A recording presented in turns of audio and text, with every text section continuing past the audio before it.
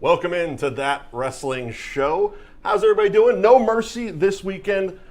It feels like a while since we've been here. It does. Did they skip a pay-per-view? No, there was a very, very large gap between SummerSlam and this pay-per-view. No Mercy. It was like 6 weeks. You think they would have built to something more. Anyway, Yeah, right. I am Mike Wendt. Of course, you NESN viewers know me from Wicked Bites every Saturday morning at 9:30. With me is Liam. I am Liam Stryker of the New Age Insiders. You can find me on newageinsiders.com and on Twitter and iTunes and all that other fun stuff. All the fun stuff. Yes, follow us on Twitter because during these pay-per-views, I think it's going to pop up somewhere around around here. So follow us on Twitter, of course, at Mike Wendt, at Liam NAI, because during the pay-per-views we live tweet. Yes, we do. take your comments, your concerns. You tell us how wrong we are about all our predictions. But it's a fun play-at-home version of That Wrestling Show. Right. We have in my opinion, No Mercy tomorrow, WWE Network, a two-match show. Yes. Yes, it's a two-match show. It's a lot of filler. It is. It feels like a boxing or MMA pay-per-view. See, and we'll get there. I like that you went there because that's kind of my point for the main event. But before we get started, last night news broke. Ooh, news broke news. On the WWE app. Yes, breaking. The pre-show will be Titus Worldwide's Apollo Crews versus Elias. Oh, thank God. Moving on. The Cruiserweight title is going to be up first, I believe, on the show. Neville versus Enzo Amore, the new member of 205 Live. Yeah. I think this is a good idea to bring Enzo Amore over to 205 Live, especially with Big Cass, getting injured, being out for almost a year. I think that's what the diagnosis was. I feel it was going to happen anyway. Right.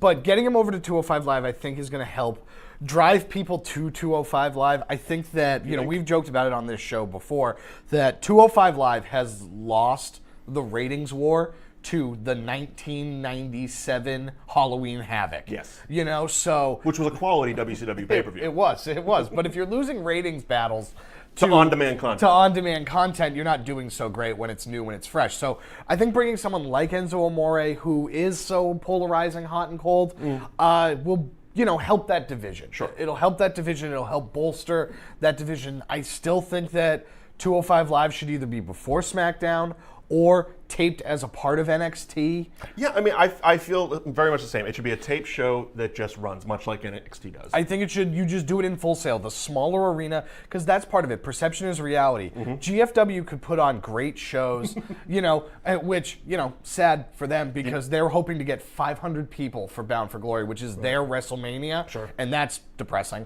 But the fact that you see these empty arenas, right. It makes it look like it's a terrible program. Mm-hmm. And it's the same thing with 205 Live, where the perception is reality, where you see this half-empty stadium after SmackDown, where if you put it in Full Sail, you're going to get the kitschy fan base, you're going to get people that are going to be more on board with what the Cruiserweight product is. If you piggyback it off of NXT instead, you're going to get that smarky fan base. Plus, they can tape multiple episodes at once, like they do NXT. Right. You get that group in there for 3-4 hours, and you knock out a month of shows. Right, and it's going to feel better. Right. It's going to feel better, and I think that that's the next step for the Cruiserweights because Neville is awesome. Mm-hmm. He is putting on great matches. He is basically fulfilling the promise that he was as NXT champion. Right. And nobody's watching his matches. Right.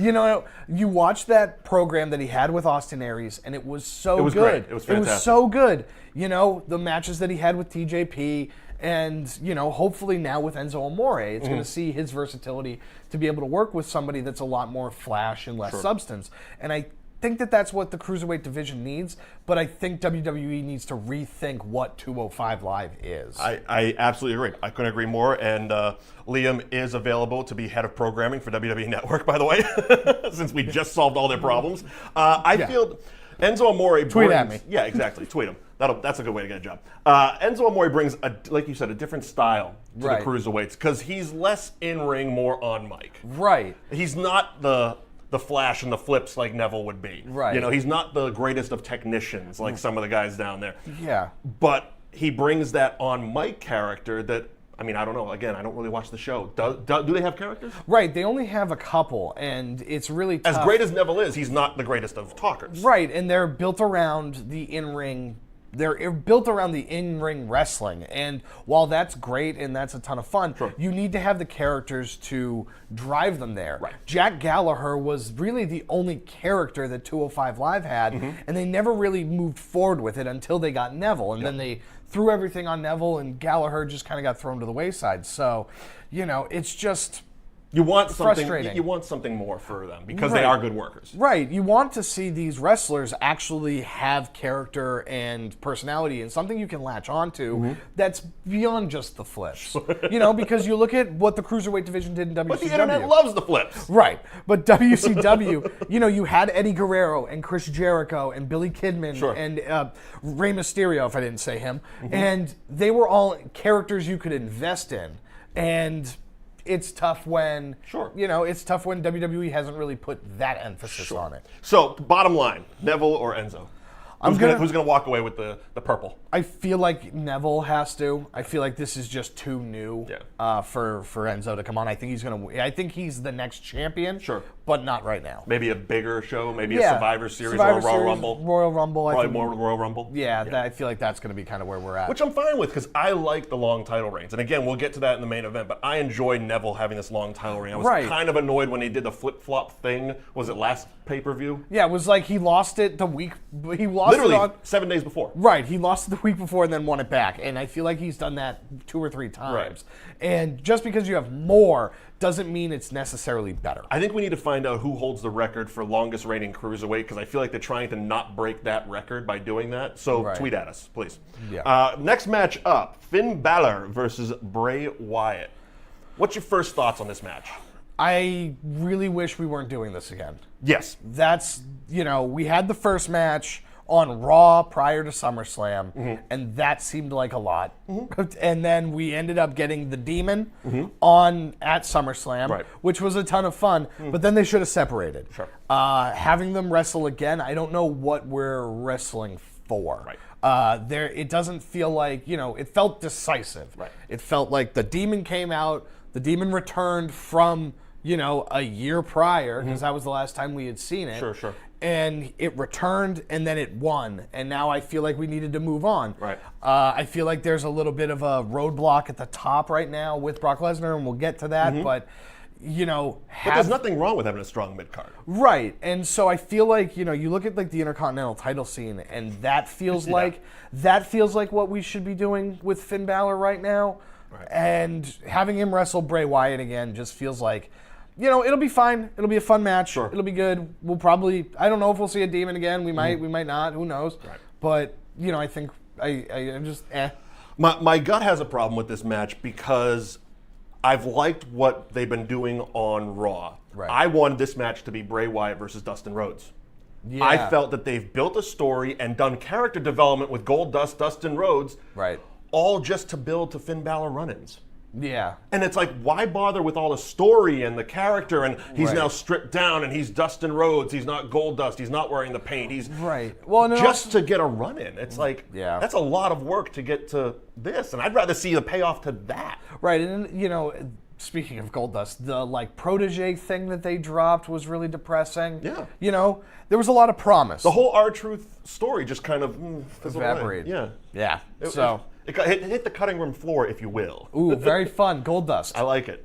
He's like a weird. But that's what I wanted. Emmy. Yeah, exactly. He's an Oscar. He's an evil sexual Oscar. Yes, exactly. But that's the story I wanted them to tell, and it's so weird to me. I'd rather see Finn Balor. They need to lean one way or the other. Right. They're not leaning hard enough into the Demon. Obviously, it's only been around twice in 2 years. And I feel if they're going to keep referencing Balor Club, they need to make a club. Right. And it's one of my biggest problems with this current product is they don't know how to do stables. They start to try, and we've seen it with the Wyatt family a million times. They've formed, they've broken up, they've reformed, they've done this, that. Brian was in it for a while. Yeah. It was like, just lean into it. Well, let that stuff just play out. They also don't, they're so afraid to touch somebody else's property, right? And even Are they? They are and they aren't. Because it's like, hey, we're going to have the club, and you have the 3 most important pieces, right? Right. I'm going to get super wrestling hipster on this right now. The original Bullet Club is Gallows, Anderson, Balor. That's it. I mean, you can throw in Bad Luck Fale into that as well, but nobody really cares about him. And so you look at that, and that's the heart of the original Bullet Club. Sure. You have them. Yeah. If you're going to and they're on the same show. Right. If you're going to reference the Balor Club, and you're going to touch on the club, and there's, a bunch of different associations of it, just do it. Right? Matt Hardy. Is he broken? Is he not? He says all of these things. He says wonderful all the time. He's woken. Is he? Yeah, it's He's just woken. like either do it or don't. Get woke. Get woke. Either do it or don't. Balor, he does the finger gun all the time. And it's just like, guys, just either. Too sweet. Just, Too sweet. Too sweet. Either do it or don't. Either do it or don't. Right. Just stop teasing it. Stop teasing it because it's really tough to watch because it's so stop and go. See, it feels to me, it's one of those things that feels like there's a few writers in the room that really want to do it, but not enough to really get everybody involved. Right. And like, I don't get it. They're a club? Yeah. What is this club stuff, pal? Yeah. Exactly. Yeah. You know what I'm trying to say? Right. So at the end of the day, what are we thinking here? I think Finn Balor wins. Bray Wyatt's going to do what Bray Wyatt does, and that's lose on pay-per-view. Yeah, lose on pay-per-view. Look good on. It'll be a good match. Yeah, but it'll be fun. Yeah, but it would have been better with Goldust. At least it would have told a story. At least finished out a story. Right, it would have finished the story. Yeah. And Finn Balor should have been wrestling for the Intercontinental title. I agree with that one as well. Moving on, Fatal 5-Way Raw Women's Championship. Alexa Bliss, the champion, defending against Nia Jax, Sasha Banks, Bayley, and Emma. Jeez. Yeah. It's just a lot. There was a lot of, we have nothing for you this month. Go. I think it's going to be good, though. I think it's going to be good. There's enough talent in that ring that I think we're going to have a very fun match. Sure. I think that this is Nia Jax's moment, too. I think that she's going to dominate this match and dominate the 4 other women. And having her finally ascend to that top monster title. See, I feel they need to make her that. They need to protect her, keep her strong throughout it, dominate throughout the whole thing. But I feel Alexa Bliss needs to win and push a singles run against Nia Jax, building the Survivor Series for the next month. Yeah. I feel that would tell a better story because I'd rather see, instead of Nia Jax pinning Emma, right. You know what I mean? I'd rather see an actual, make her destroy everybody. Right. And then Bliss comes in with this sneaky little heel thing and steals a win. Right. That's definitely. We see, obviously, Sasha Banks Bayley. It's like a placement holder while they wait for the 4 horsewomen thing. Yeah. Which I'm hoping comes at Survivor Series because, as you pointed out last month, that would be perfect. A traditional Survivor Series match. Right. Between the 8 women, between the 4 UFC women, and then the 4 horsewomen. There you go. Give Emma a chance. Hashtag. I love Emma. I think she's severely underrated. I think that, she was such a great worker in NXT. Yep. And then she moved up to the main roster, and she's just swallowed not connecting. Up. Right. That's the problem. Like, she feels like the female Zack Ryder when he was doing the Internet Championship. Right. But she's just not connecting for some reason. And I think it's because... I think it's the outfit. It might be the outfit. The outfit is weird to me. I think it's also the fact that they just kind of keep tweaking her, right? So you can't really... You gonna bring up Emelina? That's, let's not talk about the, 8 weeks that was. Sure. But it's a great build. Yeah, to nothing. Yeah. But it's like they keep tweaking her, and even now they brought her back, and she's Emma, and they're tweaking her in her music, and, it's just like... Yeah. Consistency. There's Consistency none. with her. There's none with her. It would go a long way. So you think Nia Jax is going to win? I think Nia Jax is going to win just because I feel like it's time. While I would prefer a one-on-one match with Alexa Bliss because I feel like we've ultimately been building towards that, and if Alexa Bliss sneaks out with a heelish win, I wouldn't be shocked. But I think that Nia Jax dominating the field... That's the most important thing. Nia Jax dominating the field is the most important for her because she's come into these matches so many times or had these one-on-one opportunities and hasn't been able to overcome and climb that mountain. So, if we're going to make her the monster of this division, she has to win something at some point. Well, I also feel that she's one of 2 on this show where I feel that just because they don't walk out with a title doesn't mean they lost the match. Right. You can look extremely strong. You can put on an unbelievable performance, and you can be the one they're talking about when everybody's said and done. Right. Like Braun Strowman last pay-per-view. We'll get there. Yeah, we'll get there. I love Braun Strowman. But yeah, so I feel that Bliss has to win this one and then build to a Nia Jax one-on-one Survivor Series thing. Right. I think you're right. And Bayley and Sasha Banks are going to be there, so cool. Yay. Wacky waving inflatable arm flailing two men. Exactly. Friends. Best friends.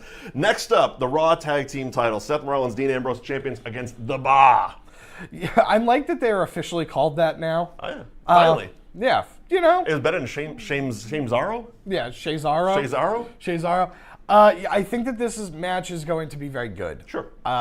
I think It'll that... be a very functional match. Right. It'll get the job done. Having Dean Ambrose and Seth Rollins win is kind of what we're doing. It can go either way. I mean, Right. this match, the outcome, either team, it's really not going to help or hurt either one because they're going to put on a good match. Right. Honestly, I mean, as we talked about the bloated women's match, Yeah. I would much rather this involve the Hardy Boys and the Good Brothers. Right. This should have been the four around the corner thing. Right, and I was Fatal a four-way, little that's what I was shocked looking for. that this wasn't a elimination four-way because it felt like that's what we were doing. Well, I mean, Hardys and Gallows and Anderson, it's just they're too good to ride the bench. Right. On a pay-per-view. Right, and it just seems like that's what they've been relegated On a to. pay-per-view with Apollo Crews versus Elias Right. for your pre-show. Come on. At 7 o'clock, people are still making their pizza if that's the match you're going to put on. I do like Elias though. Oh, I do, but I that's like not the him. match to put him in. Right. I would have rathered him in the Intercontinental match. Apollo then. Crews is still happy to be here. That's Very much. That's what He's very much happy to be here. I like that the breaking news that we talked about at the top did actually come through the app as Titus Worldwide's Apollo Crews. Right. It's no Right. longer just Apollo Crews. He has to be branded in Right. order to get He is. over. It's He like, is. come on, man. It's like the Big Baller brand. Yeah. Fantastic. Fantastic. I do think that Seth Rollins and Dean Ambrose win because I ultimately, you know what? I called it last show, and I'm going to stick with it. I'm going to hashtag hot take for later on. All right. But I think Seth Rollins and Dean Ambrose win. Okay. Fair enough. I mean, like I said, it could go either way. I'm just going to say champs keep the title. Yeah. Okay? Right. Fair enough. Next up, Intercontinental Championship, The Miz defending against Jason Angle. Yeah. I mean, Jason... Talk about a guy who wasn't ready for the spot he was put in. Oh, my God. I don't understand why we've done it. I like Jason Jordan. I think Jason Jordan and Chad Gable were a phenomenal tag team. I think the American Alpha thing...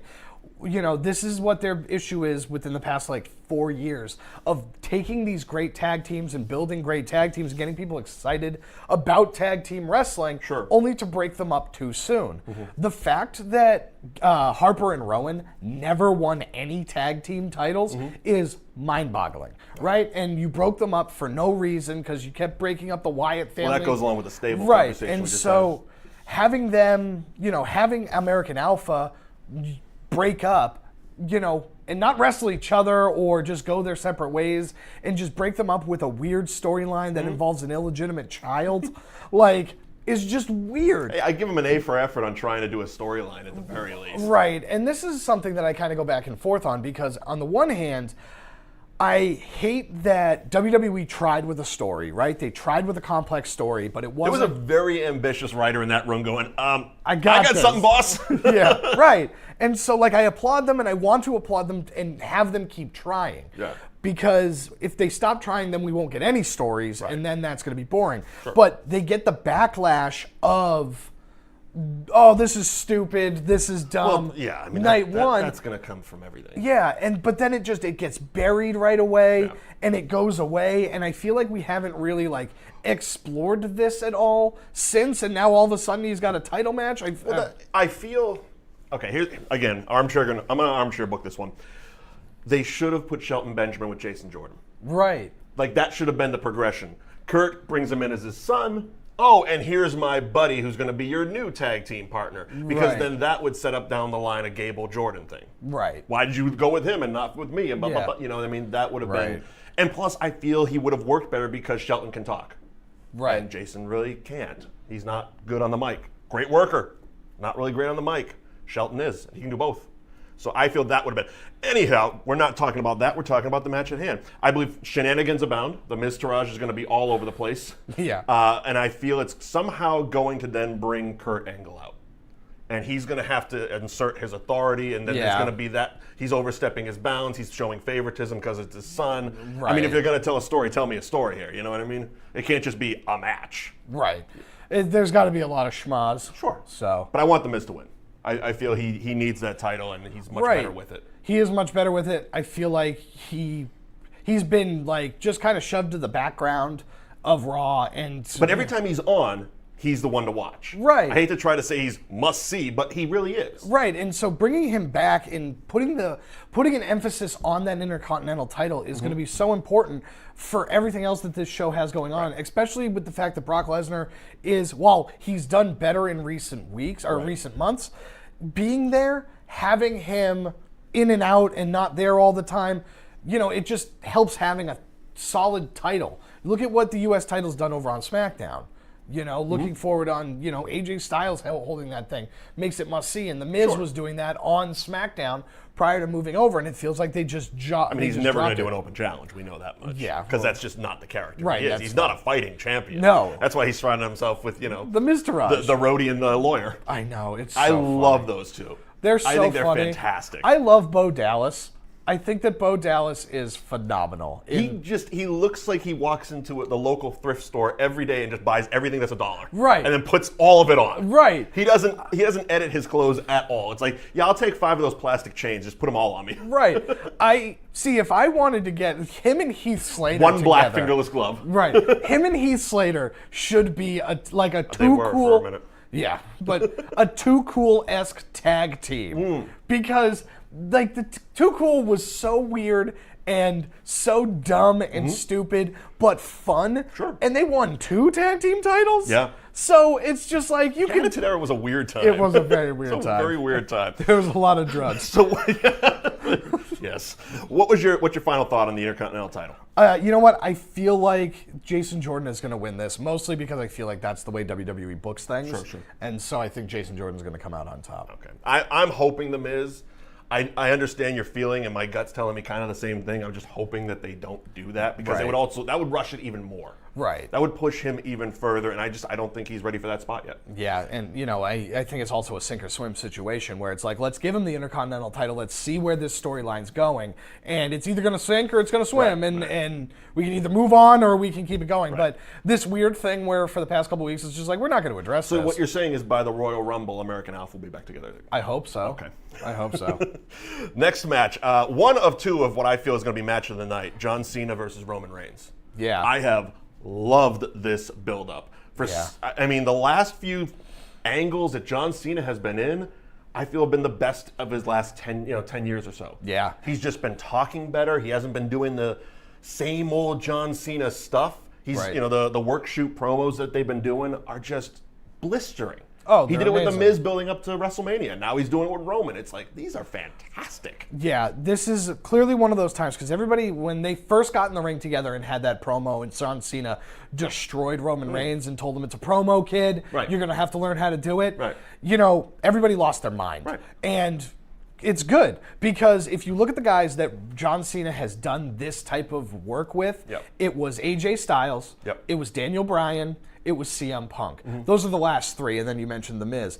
And all 4 of those are major players in the company. 3 of them are must-see all-time top guys, right? Obviously Punk is gone, Bryan is gone due to injury, and AJ Styles is AJ Styles. He's on SmackDown. Yeah, he's on SmackDown. But having that type of John Cena stamp of approval where he takes the kid gloves off, he takes the hokey gloves off, and he really starts swinging with haymakers. Right. This is going to make Roman Reigns better in the end. Oh, absolutely. And it really is going to be interesting to see what they do with this, because we all know that Roman Reigns is the anointed one. We know that Roman Reigns is the next guy, at least in the company's eyes.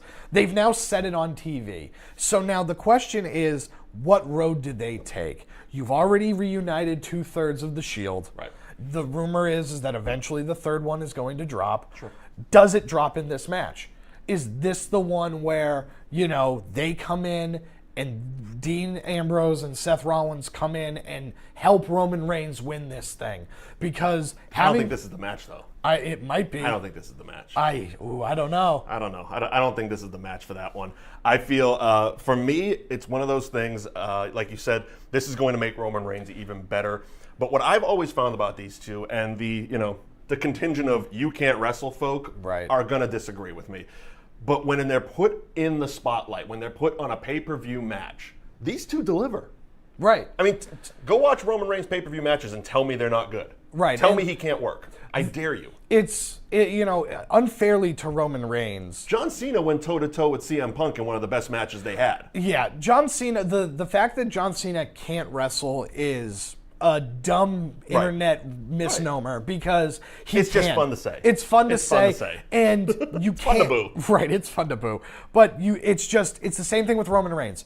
His matches have all been good, with the exception of that Undertaker one, which that's what's going to happen when you can't always help that. Yeah, when you wrestle a 50-pound heavy bag. Right. You know what I mean? Like it's just God.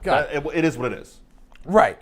But having Roman Reigns going night in, night out, putting consistent work, putting good consistent work, don't look now, but the fact that Roman Reigns helped Braun Strowman get over and put him in those positions has made Braun Strowman the star that he is. Right. So whether you want to admit it or not, the Roman Reigns experiment is working. It is working. It's just not working the way you want it to work. And by you, I mean you. Very good. So who do you think comes out of this? I think that Roman Reigns comes out of this with help from Seth and Dean. See, I think Roman's going to win. I don't think that's the match just yet to put them back together. If it is, they have to lose the titles, I feel. See, no, they keep the titles, and that's now Roman Reigns. Oh, you think it's going to go that way? On the path. The new horseman? Ooh, did he just say that? I think Roman Reigns wins. I don't see a lot of shenanigans in this match. I think they're going to put on a very physical, a very good, a very personal feeling match. And I think Roman Reigns is going to come out because that's the story that we're telling. Right. John Cena's going to go do another movie. Right. It's the Rock Cena thing. Well, and that's why I think that Seth and I Dean. thought it was great they referenced that. Yeah, I think that's why Seth and Dean help because I see a triple powerbomb coming through the announce table. You don't think they saved that for whatever happens in Survivor Series? No. Being that isn't that like an that's anniversary? That's the anniversary, yeah. But I think that the three of them will wrestle together at Survivor Series, and that's how that's the anniversary. There we go. Finally, main event, Universal title. Oh my God. Brock Lesnar, the champion, defending against your boy, Braun Strowman. I love Braun Strowman. Tell him about the T-shirt, go ahead. Braun Strowman. Yeah, here's the deal. I'm trying to get this T-shirt made. It's just that Uncle Sam we want you. We want you. Yeah, that. But it's just Braun Strowman pointing, saying I'm not finished with you, and that's all I want. That's month 5. We're still waiting for the T-shirt. Yeah, still waiting. WWE, please make it. That's what I want. I want that. I want that shirt. I'll buy 3. If it's in different colors, I'll do it. I don't care. I'll buy it for everybody for Christmas. It's one of those, take my money now. Yeah, just take my money because I love Braun Strowman. Okay. They have done such a great, absolute phenomenal job of building this man. This time last year, we sat and people were saying that Braun Strowman might wrestle The Undertaker, and everybody rolled their eyes, and everybody, complained and moaned, and, they hated it. Sure. Right? Now we sit here a year later, and I want Braun Strowman to win the Universal title more than I want anything else. I feel like Brock Lesnar has done a great job at doing what Brock Lesnar has been designed to do. Right. And that's sort out this new main event scene because they have a lot of people, and a lot of people aren't ready yet. They're just not fully cooked as main eventers yet. So you throw it on Brock Lesnar, who is a borderline all-time top 5 guy. He's a Hall of Famer. He's phenomenal. But, you give it to him so that he can hold on to it while we sort out the rest. Braun Strowman has emerged as, in the same way that Brock Lesnar did in 2002, right? I'm just a little shocked because this is a lot of praise on Brock Lesnar coming from you, and this is the first time in 6 months I've heard this from you. Right. I know, huh? Shocking, right? Right? Yeah.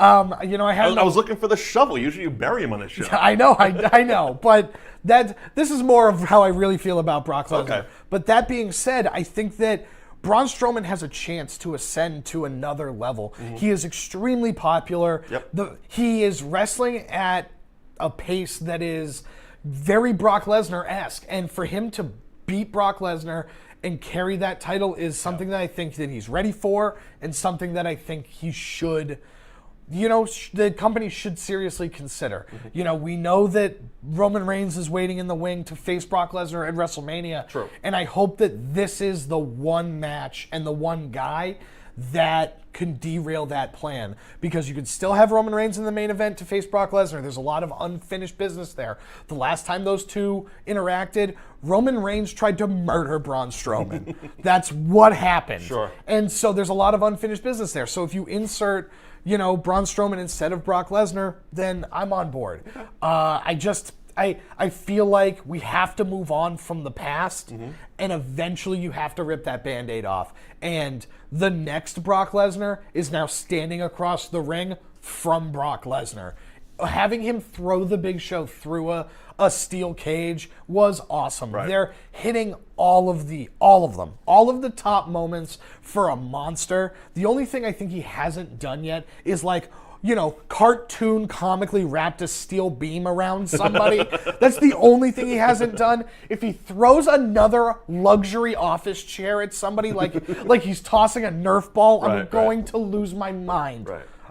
But that's how I feel about Now, that's what you want as the outcome of the match. That is. What does your gut tell you? Brock Lesnar's going to win. Thank you. Brock Lesnar's going to win, and now this is where, Okay, so here's my thought on the match. This is what we were talking about, much like Nia Jax, and much like he was at SummerSlam. Just because you don't leave with the title doesn't mean you lost the match. Right. I feel they're going to make Braun Strowman look like the monster that he is. He's going to destroy Brock, I feel, for most of the match. But the character that they've built for Brock Lesnar is he's a fighting champion, and a champion finds a way to win. Right. I feel they're going to keep running, and yes, we all know that the Roman Reigns, Brock Lesnar, WrestleMania thing, but that doesn't need a title. No. That's the Undertaker story. That's not a title story. Right. So I feel that he's going to get it all the way probably to around Royal Rumble. Right. And I also feel No Mercy is the place for Brock Lesnar to change titles with Braun Strowman. That's another thing. On a card like this, I don't feel that, even though it's the match of the night. Like you said, it feels very much like a UFC type of night where it's an undercard. But you're still making your drinks, you're cooking your pizzas, you're doing all this stuff, you're chit-chatting with friends, and all of a sudden the main event comes on about 1 o'clock in the morning, and you're like, hey, let's wake up. Yeah. You know what I mean? So, and that's kind of how they've built Brock Lesnar. Right. He's been a fighting champion. What I do like about his title reign, and I know you've had your problems with it, he doesn't show up, he doesn't defend all the time, blah, blah, blah, blah. It might be a little bit too old school of me. But I remember a time where the title was only defended on the big pay-per-views. Right. That's what this feels like. Brock, you spend the months building up, you get the number one contender, then the champ shows up, defends his title, win, lose, rematch, whatever. It saves it from all the flip-floppiness that we get on Raw. It would save it from the Neville situation or the Sasha Banks situation where she wins but then she loses, wins and loses. It's like... Yeah. I love long title reigns. I really do. Right. And I feel the way they've done it, especially in the last few months, as you said, he's gotten better. He's shown up a little bit more. Right. And when he needs to sell a match, Brock and Paul sell the hell out of a match. Right. And that's kind of where my issues have shifted. Sure. My issue isn't necessarily, it was misguided towards Brock Lesnar because he's shut me up over the past few months because he's put on great because he's shown up. He's shown up. He basically all of my issues that I had leading up to when he had the program with Joe. Yeah. Right. He showed up. He got physical. He built the program. He made Joe look good. Then going on to SummerSlam, he made all three of those other men look good. He elevated Braun Strowman to that next level. He's going to do it again. He's done it with the build here. Right. He's done it with the build here. He's let Braun throw him around. Right. And it's going to be great. And he's going to elevate Braun to another level, the level that he really needs to be at. So my issue has shifted because it's no longer about Brock Lesnar, because Brock Lesnar has done the things that I was angry about. Right. And now it's the Roman Reigns roadblock that I have an issue with. The fact that Brock Lesnar can walk into this match knowing full well that we're not going to... He doesn't legitimately have a chance to lose this match because he's going to lose it to Roman at WrestleMania. And that's where my issue is now. I don't believe he's going to have a title going into WrestleMania. I didn't think that. I believe Roman might cost him the title building into WrestleMania. Yeah, I just think that, this is the way WWE does things. Brock Lesnar versus Goldberg didn't need the title. Bring reality into this show. I know, but it's like Logic. This is the way the WWE books things, where it's like you look at it and it's just like, well, we're gonna have an ice cream sandwich on top of a brownie, on top of a sports car, on top of a grilled cheese sandwich, on top of an airplane, on top of a blam. It sounds delicious. Yeah, right. And that's how they're gonna do things, where it's like Brock Lesnar versus Roman Reigns, the only two men to defeat The Undertaker for the WWE Universal title at WrestleMania. It's like that. Well, that's you got my money. That's why you got my money there. Yeah, I know, but that's why they do things, and that's why it's going to have the title. Well, all right. And unfortunately, Braun Strowman won't have it, and that's a mistake. Well. See, I don't agree it's a mistake. No, because Braun Strowman can still throw people through sets. Exactly. Without a red And at this very moment in his run, I don't believe Braun Strowman needs the title. I believe he's doing well enough on his own, destroying people, without the need of, he's a champion, we got to wait for a number one contender.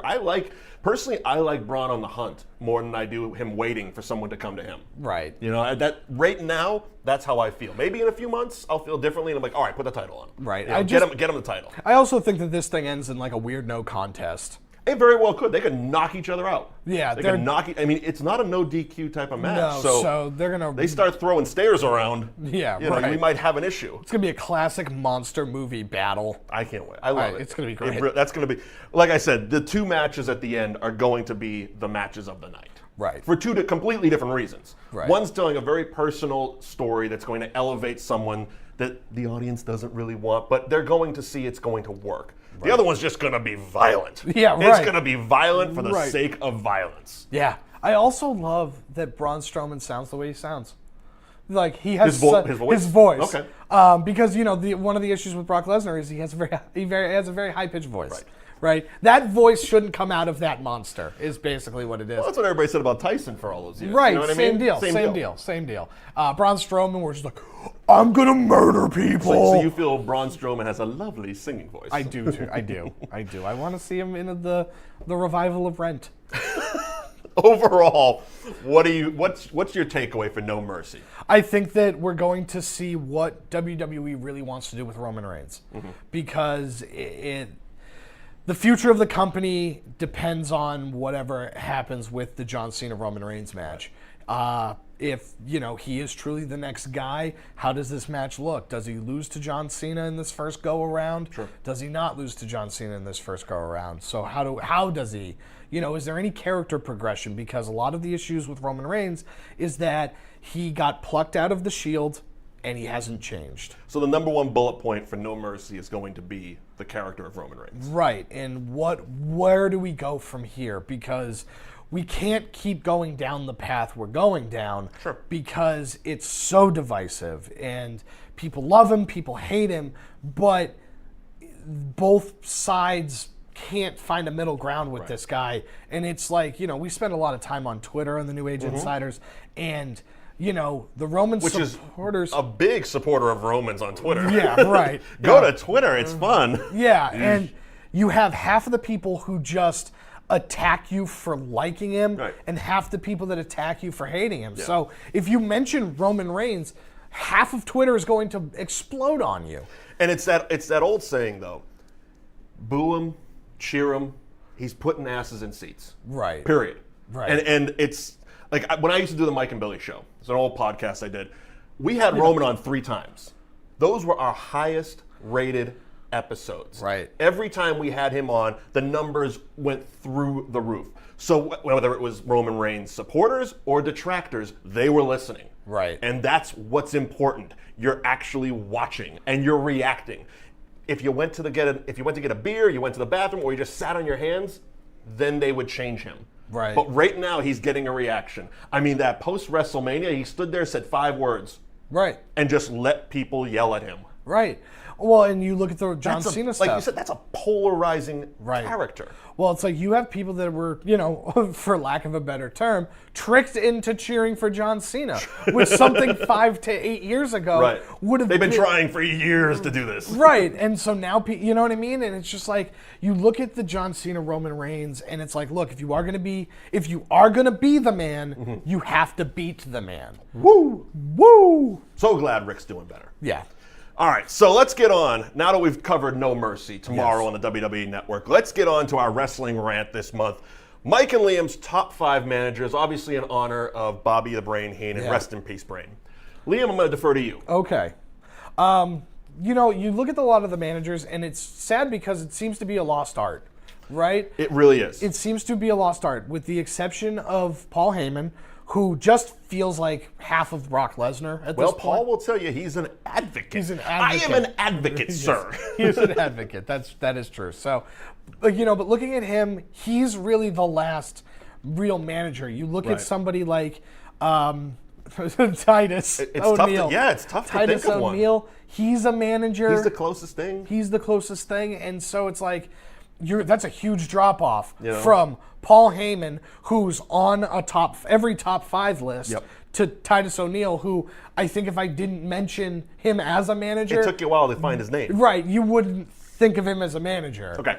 Now, is there a distinction between manager and valet, or do you feel they're the same? I feel that they're the same, just because I feel like if you're a person that accompanies somebody to the ring... So you would put Sable in the same category as you would Paul Heyman? Right, I would, because they're there to fill a role as like a sidekick to the wrestler, and that's what that is. Whether we call them a valet or we call them a manager, I think it really is the same thing, because I would put China in that as well with Triple H. Again, though, and China was very much more a bodyguard than she was even a manager. So it was like, technically, but it's all the same thing. If you stand outside the ring more than you get in the ring, we consider you a manager. Okay, fine.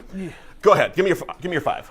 Bobby the Brain Heenan. I'd probably put him at number 1. The man was so smart and so fast on his feet. Yep. He really kind of defined what that position was.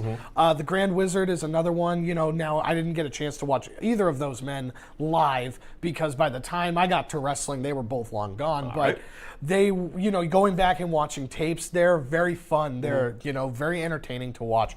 Paul Heyman is on that list, and then I'd put China on that list too, because having her get in there and be with Triple H did exactly what it was designed to do. Get heat on Triple H and, have people turn on him and hate him. And she did a fantastic job playing that role. Okay. Now, my top 5, I actually put them in order. Numbered them down. Top 5. I got my whole deal here. Honorable mention for me first goes to Sherry Martel. Okay. I feel sensational Sherry as far as a female manager, when she was managing the Macho Man, when she was managing Shawn Michaels, was unbelievable. Her stuff in WCW with Flair and Harlem Heat, she was someone that really got it. And for a woman, she bumped like a champ. She bumped off of cages. She was everything you wanted a female manager to be. Plus, especially in that Macho Man run, once Elizabeth got involved, she was the great counter to Elizabeth. Number 5 on my list, Sunny. Okay. She was a manager of champions. Don't look her up on the internet. Oh, please do. Sunny's fantastic on the internet. She supports her fans.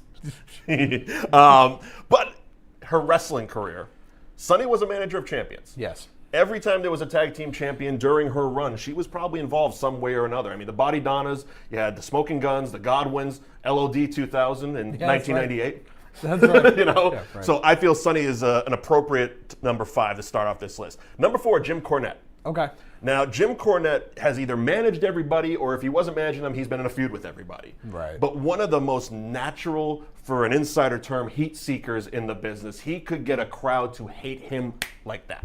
Yeah. The guys talked about, back in the 80s, having to carry a gun in his car because fans would try to kill him. He can't, right now, he's having the problems with GFW. He can't go to Canada because of assault charges that are, way back in the 80s. He's got a record, most of it stemming from those audiences. Okay. At least that's his point of view, which he has many of. Go look him up on the internet. Yeah. Number 3, Jimmy Hart. Okay. Mouth of the South, Jimmy Hart. Yeah. Jimmy managed so many. First of all, he was a major player in the Andy Kaufman, Jerry Lawler feud, which was huge in that era. Greg the Hammer Valentine, Ted DiBiase, IRS, the greatest Intercontinental Champion of all time, the Honky Tonk Man. That's right. He's Hulk Hogan's actual real life manager. Like, it's not a gimmick. Right. He actually, in the same way that Paul Heyman is Brock Lesnar. If you want to book Hulk Hogan for an interview, you talk to Jimmy Hart first. Right. Legitimately. Plus, he managed all these people, the Hart Foundation, Dino Bravo, and he had a different airbrush jacket and megaphone for every single one of them. Yeah. I loved it. And back in the 80s, when he would manage multiple people on a pay-per-view, he did more costume changes than anybody. That's true. It was fantastic. Jimmy Hart, number 3. Number 2, Paul Heyman. As we said, he is an advocate. I'm not a manager, I am an advocate, sir. Right. Okay, fine, you're an advocate. That's just because he wants to be the best, and as we all know, Bobby Heenan is the best manager. Yeah. There you go. But, I mean, he has managed a record 5 WWE champion. Yeah. He's got Brock Lesnar, Big Show, Kurt Angle, RVD, CM Punk. Yeah. 5. That's huge for having that record distinction. Well, it's also, it's very interesting. Paul Heyman's a guy that came in and joined a guy like CM Punk, who one of his best attributes is the fact that he's such a good talker. Right. And for him to come in and basically take the people's champion, hashtag gimmick infringement, and take the people's champion and make him a legitimate bad guy. Right. Is such a, It's an attribute. Right, such a positive thing that Paul Heyman That's had what the a ability manager to do. does. Right, is be able to play however, people want to like Brock Lesnar, but Paul Heyman does a great job of steering them away. Right. And that's a testament to Paul Heyman. All through the gift of gab. Right. And that's not even talking about the stuff he did in WCW. Right. He managed a guy Paulie D. Paulie dangerously managed a guy called Mean Mark Callis. Yeah, he did. For those of you, that's the Undertaker. Yeah. A red-headed, he actually looked a lot like you. Yeah, he did. Yeah, a little taller. Dad? But that, of course, the Dangerous Alliance, which Right. was very reminiscent of the Heenan family on down south. Right. They had Arn Anderson. They got, Rick Rude, Larry Zabisco, Bobby Eaton, and a guy named Stunning Steve Austin. Never Might have heard heard of him. No, I never heard of him. It was fantastic. There was a War Games that they did with the Dangerous Alliance versus Sting's Crusaders. Friends? I don't know. It was a terrible name that Sting had on his team, but it was Sting and great. Friends? Sting and Friends. Yeah, it was a Saturday morning cartoon. Sting and Friends versus Dangerous Alliance, and they worked so well. They all just clicked on those cylinders there. Right. It was fantastic, and just again, such an attribute to Paul Heyman. Right. Number 1, I feel that he's number 1 on pretty much everybody's list. Yeah. Bobby the Brain Heenan, and it's not just because he just passed. It's because he truly is the greatest wrestling manager of all time. I mean, I've made a list of the people he managed. This isn't even half of it. Right. I just picked out the names that people would know. There is, you go to his Wikipedia, and it's just a list. It's multiple scrolls to find everybody he's managed. He got people to hate Andre the Giant. Right. Right. A heel manager, that is your job. You got to get the crowd to hate the guy you're managing, and everybody loved Andre. Right. Until Bobby sided with him. Yeah. The Heenan family ran the WWE back in the 80s. I mean, they had King Haku. Okay, Haku, one of the most dangerous men in the world, legitimately. I mean, the Brainbusters. When the Horsemen came over, they went straight to Bobby Heenan. Ric Flair, he came from WCW, went straight to Bobby Heenan. Right. These are guys that didn't need, like you said, a mouthpiece. Yeah. Ric Flair doesn't need anybody to talk for Ric Flair, but Bobby Heenan just added that extra thing because when someone like Ric Flair comes over, there is that group that's going to cheer for him. Right. Not if he's with Bobby Heenan. And one of my favorite things about Bobby Heenan was not only was he managing all these people, at a certain point he was doing color commentary on pay-per-view, leaving the booth and going down to manage a match and then coming back. Yeah. I mean, he was playing double duty on those shows for so long. And I mean, the teaming of him and Gorilla Monsoon, was there a better commentary team? His reaction to when Shawn Michaels threw Jannetty through that window is... He dove through the barbershop window. Without missing a beat. Look at that coward trying to escape through the window. He tried to jump through the window. Yeah. He was so quick, so witty. I mean, I don't want to say probably or one of he's the most witty person in the history of wrestling. Yeah. And just sharp. Whenever something would happen, and it wasn't the heavily produced commentary back then. It was you were on the ball, and whatever was happening, and he was going to talk about it. Right. The humanoids, I mean, just the little essence of Bobby Heenan was just. Right. That's why he is number one. Right. With a bullet, absolutely number one. That's my top 5 wrestling managers of all time, in honor, of course, of the late great Bobby the Brain Heenan. Rest in peace, Brain. Anything else, Liam? No. No, you're good? I'm good. All right, well, we're going to be back here in 2 weeks. Hell in a Cell. Ooh. We're going to see the outcome of Jinder Mahal versus Shinsuke Nakamura. I can't do it with a straight face, man. I know. And I was the biggest supporter of Jinder Mahal's title run. I really wanted to work. You can go back and watch the videos. I really wanted Jinder Mahal to work. I thought they were doing great things with him and Randy Orton, and then that ended, and it just had no more steam. Yeah. It's over, man. It's game really, over. Game over, man. Game over. However, we also are going to get in Hell in a Cell Charlotte and Natalya, and that's going to be the match of the night for me. That one should close the show. The match of the night for me is going to be Shane McMahon versus Kevin Owens in a Hell in a Cell. Because there is that too. Shane's going through the cage. Oh yeah, well, obviously. Because that's how we do things. Yeah, because he just invokes Sam Jackson from Pulp Fiction in his promo. What was it? Brave vengeance and furious anger, those who attempt to poison and destroy my father. Yeah. You know what I mean? Oh my God. Insane. But watching Kevin Owens beat up Vince McMahon. Vince McMahon taking a headbutt like a champ. Like a champ. If I went into the ring, I'd probably be like, hey, can you ease up on the headbutt a bit? No, Vince leans into it. Yeah, he's like a soccer player. Good for Vince. That just shows you how much confidence they have in Kevin Owens. Sure. Because if Vince McMahon is going to let him do that, that's why they're ready to build the company around that guy. I guess what people have said on the internet about Vince and Kevin Owens just isn't true, huh? Right. I guess he does like him. Yeah. Despite how he's shaped. Yeah, right. Right. Yeah, I think he just sees the next bad guy he can build his company around. Got a hell of a promo this week. So Hell in a Cell, 2 weeks, right back here. I am Mike Wendt, Liam Stryker. Follow us on Twitter at Mike Wendt, at Liam NAI for all of that wrestling show fun and shenanigans. We'll see you in 2 weeks. Bye, everybody.